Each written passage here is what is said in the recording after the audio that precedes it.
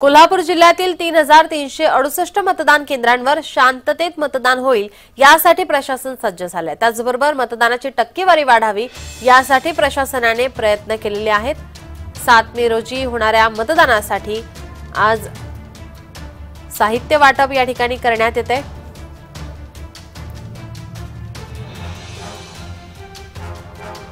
याचा आढावा घेतला आमचे प्रतिनिधी अमरसिंह पाटील यांनी। पाहूया।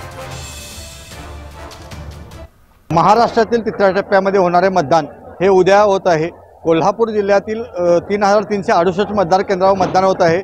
आज मतदान प्रक्रिया पार पाडण्यासाठी सर्व मतदान कर्मचाऱ्यांना हे साहित्य देण्यात येत आहे।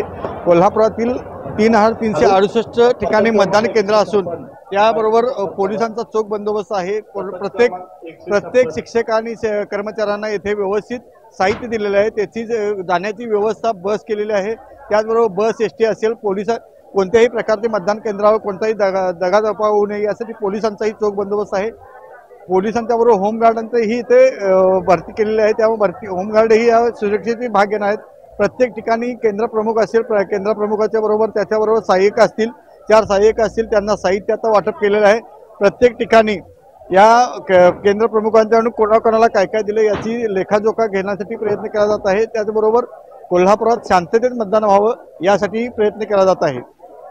अमरसिंह पाटील, जय महाराष्ट्र, कोल्हापूर।